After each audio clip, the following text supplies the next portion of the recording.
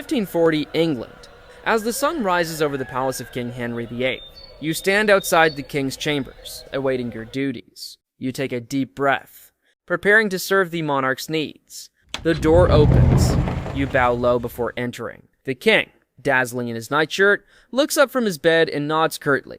You understand the gesture and nod in response, trying to maintain a straight face. You prepare the royal close stool, a portable toilet resembling a chair with a chamber pot underneath, adorned with a padded cushion around the stool hole, providing a measure of comfort for the king's royal posterior. You assist the king in removing his clothing. As he attends to his business, you stand close by, careful not to show any discomfort from the royal aroma. Your face remains stoic, a sign of respect for the king. He interacts softly with you, and since responding keeps him company, you have no choice but to inhale more of the aroma while talking. Once the king is done, and rises from the closed stool, you carefully attend to his posterior, making sure to clean him thoroughly and respectfully.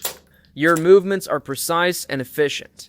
In less unpleasant scenario, you step forward with a warm scented cloth and a basin of water. You hand the cloth to the king, who uses it to clean himself. You then hold the basin to catch the water as the king rinses his hands. Finally, you adjust his clothing.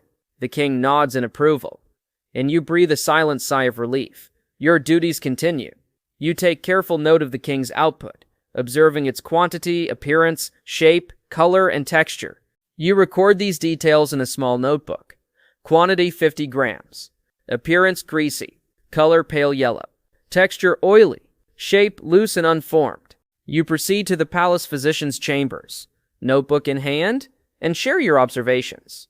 The physician listens intently, nodding thoughtfully. Perhaps a slight increase in high-fat consumption, you suggest? He makes a note on his chart and hands you dietary recommendations for the king. You head to the palace kitchen to inform the royal chef of the king's special dietary needs.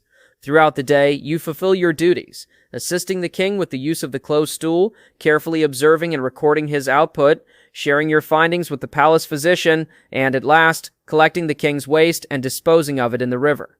After assisting the king for the 6th time that day, you watch as the waste is carried away by the river. You breathe a quiet sigh of relief, knowing your job is probably done for the day. Just as you're about to leave, a voice calls out from behind you. You're summoned again as the king needs to void. The relief evaporates as swiftly as it came. You hasten to attend to your duties once more.